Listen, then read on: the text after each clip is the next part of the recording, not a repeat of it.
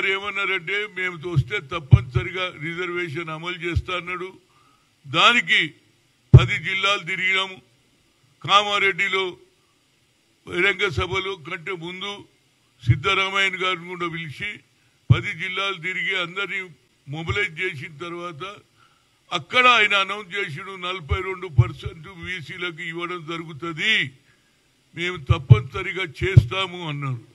అదేవిధంగా అసెంబ్లీలో కానీ అదేవిధంగా కేబినెట్లో నిర్ణయం తీసుకొని ఆర్డినెన్స్ కూడా ఇవ్వడం జరిగింది. అది గవర్నర్ గారికి పంపిస్తే గవర్నర్ గారు కోల్డ్ స్టోరేజ్లో పెట్టారు కాబట్టి ఇవాళ జీవో కూడా ఇవ్వడం జరిగింది. దాని ప్రకారంగానే ఎలక్షన్ షెడ్యూల్ కూడా 9th నుంచి మొదలవుతుంది. అది మండల అధ్యక్షులు కావచ్చు, జిల్లా పరిషత్ చైర్మన్లు కావచ్చు, సర్పంచులు కావచ్చు, అన్ని వచ్చింది. ఈ లోపల కొందరు కావాలని బీసీలకు అన్యాయం జరిగితే పర్వాలే మేము దీన్ని ఒప్పుకోమని వాళ్ళు కోర్టులో వేస్తే అది 8th నాడు ఏది పోస్టింగ్ చేశారు. కనుక నా ఉద్దేశంలో మిత్రులారా చాలా రోజుల నుంచి స్వాతంత్రం వచ్చి ఇప్పటి వరకు మనకు అన్యాయం జరుగుతూనే ఉన్నది.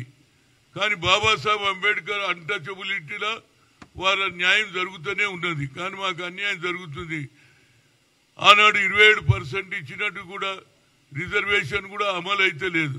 కానీ రాహుల్ గాంధీ గారు తీసుకున్న నిర్ణయాన్ని పూర్తి చేయాలని ముఖ్యమంత్రి గారు, అదేవిధంగా పొన్నం ప్రభాకర్, అదేవిధంగా మన మహేష్ కుమార్ గౌడ్ పట్టుబట్టి ఈ ఏదైతే జీవో తీశారో దానికి వ్యతిరేకంగా కొందరు పని కట్టుకొని కోర్టులో కేసు వేసిండ్రు. అంటే గతంలో ఇదే నరేంద్ర మోడీ అగ్రకులాలలో ఎకనామికలీ వీకర్ ఈడబ్ల్యూఎస్ అని పెట్టి 10% వాళ్ళు రిజర్వేషన్ తీసుకోవడం జరిగి మేము ఎక్కడ కూడా అబ్జెక్షన్ చేయలే, కోర్టుకు పోలే. కానీ ఇవాళ ఎందుకు పోతున్నారని అడుగుతున్నా.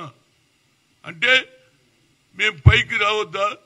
ఇందిరాగాంధీ అగ్రకులాల్లో పుట్టిన బడుగు బలైన వర్గాలకు ఆలోచన చేసి దున్నేవాడికే భూమి ఉన్నది, భూ సంస్కరణ అమలు చేసింది. ఆమె గరీబీ హఠావ్ దాని 20 పాయింట్ ప్రోగ్రాం పెట్టింది. ఇవాళ నరేంద్ర మోడీ తనకు తానే ఓబీసీ అంటాడు. కానీ నేను 3 సార్లు కలిసా, అయ్యా మాకు రిజర్వేషన్ కావాలి, మీరు కులగన చేయాలన్నాం, మా స్ట్రెంత్ ప్రకారంగా సెపరేట్ మినిస్ట్రీ కూడా ఇవ్వాలన్నాం. అది చేయలే, ఇది చేయలే. ఇవాళ అసెంబ్లీలోనేమో బీఆర్ఎస్ కానీ బీజేపీ కానీ 2 పార్టీలు కూడా మద్దతు ఇస్తుంది.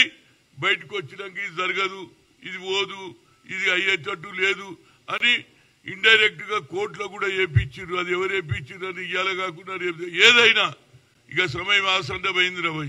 ఇలాంటి ఛాన్స్ ఇక మళ్ళా రాదు. ఒక నాయకుడు, అపోజిషన్ నాయకుడు, ఇందిరాగాంధీ కుటుంబంలో ఉన్నటువంటి ఏది ఆ బ్లడ్ లో జెనెటిక్స్ ఉంది కాబట్టి ఇవాళ వీకర్ సెక్షన్ కు న్యాయం చేయాలంటే దాన్ని అడ్డుకుంటున్నారు. కాబట్టి ఇక మనం ఏది ఇందిరా పార్క్ దగ్గర ధర్నాలు అవసరం లేదు, అదేవిధంగా జంతర్ మంతర్ పోయే అవసరం లేదు. ఈ సమయంలో అన్ని రాజకీయ పార్టీలు, అది కుల సంఘాలు కావచ్చు, బీసీ సంఘాలు కావచ్చు, అందరు కూడా ఇంప్లీడ్ కావాలి. రేపు 8 అడుగున్నది కాబట్టి 6 కోర్టు ఓపెన్ అవుతుంది. అందరు రండిరా బాబు, వేద్దాం, మా స్ట్రెంత్ ఏదో చూపిస్తాం. ఎందుకంటే జ్యుడిషియరీలో కూడా మాకు అన్యాయం జరుగుతుంది, మాకు చెప్పే నాయకుడే లేడు కాబట్టి అందరం వేస్తాం. నేను కూడా వేస్తున్నా. అందరూ ఇదే విధంగా కుల సంఘాలు, ఏదైతే బీసీ ఆర్గనైజేషన్ అందరికి అప్పీల్ చేస్తున్నా, రండి ఇంప్లీడ్ అయిదాం, ఎట్లా అయ్యారో చూద్దాం. ఎందుకంటే ఒత్తిడి తీసుకొస్తున్న వాళ్ళు కావాలని మనం ఆపడానికి, ఆ ఆపడానికి మనం కూడా తయారు కావాలి.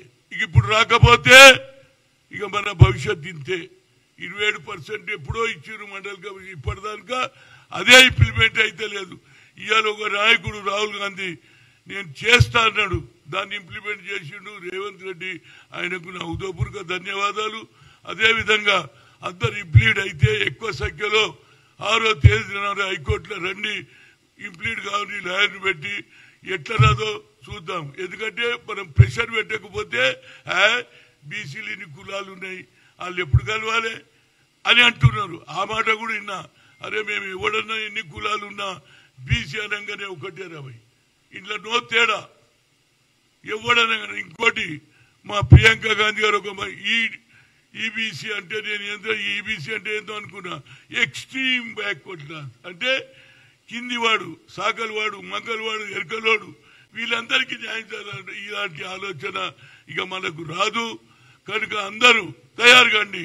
ఈ రేపు అమ్మవారి పోయేది దసరా కాగానే అందరూ లాయర్లను పెట్టి ఇంప్లీట్ అయితే ఒత్తిడి తీసుకురావాలి. వాళ్ళు ఎట్లా మన మీద ఒత్తిడి తీసుకొస్తున్నారో న్యాయం మాకు కావున్నది. 54% ఉన్నాం రా బాబు, మాకెందుకు అన్యాయం చేస్తున్నారని అడుగుతున్నా.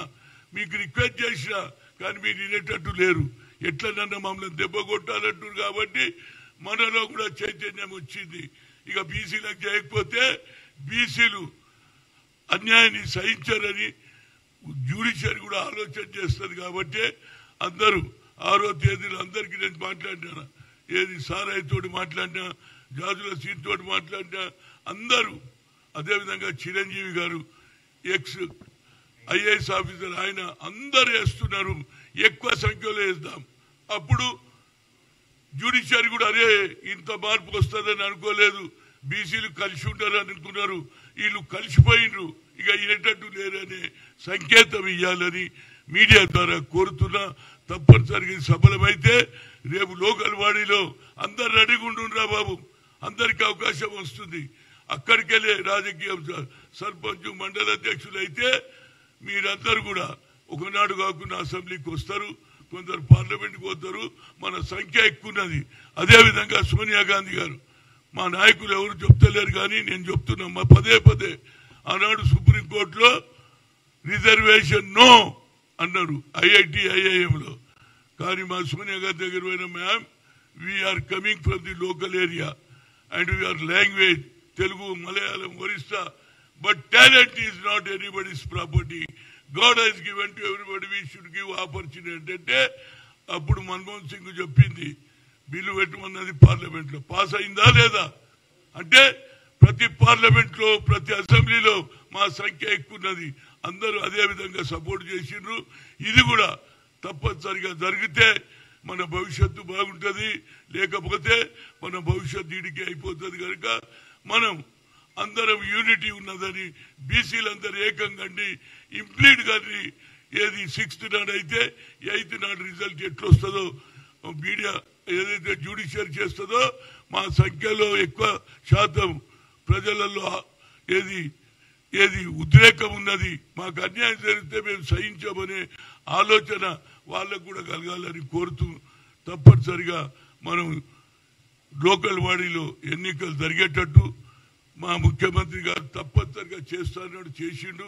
దానికి కొన్ని అపోజిషన్ పార్టీలు వ్యతిరేకం చేస్తున్నది. వాళ్ళ సంగతి లోకల్ లెవెల్లో ప్రజలకు అర్థమవుతుంది. వీళ్ళే మనని ఆపుతున్నారు. కాంగ్రెస్ సోనియా గాంధీ, రాహుల్ గాంధీ, మల్లికార్జున్ ఖర్గే ఇచ్చినాక కూడా వీళ్ళు వ్యతిరేకం చేస్తున్నారు.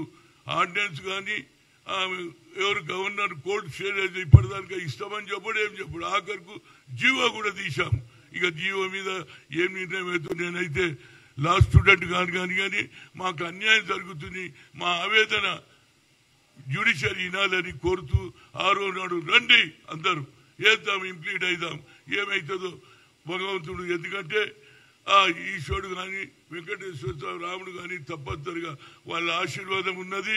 మీరు చూడండి మొన్న జరిగినటువంటి వర్షాలు ఇంత పడ్డా ఏ దినమైతే ముఖ్యమంత్రి గారు బతుకమ్మ గుట్టకు ఇనాగ్రేషన్కి వస్తే ఒక్క చుక్క కూడా పడలే. మీటింగ్ అయిపోయినాక వర్షం స్టార్ట్ అయిందంటే దేవుని దయ కూడా మన ఎంబడి ఉన్నది. అందరం కలుద్దాం, మనం సాధించుకుందామని కోరుతూ సెలవు తీసుకుంటాం.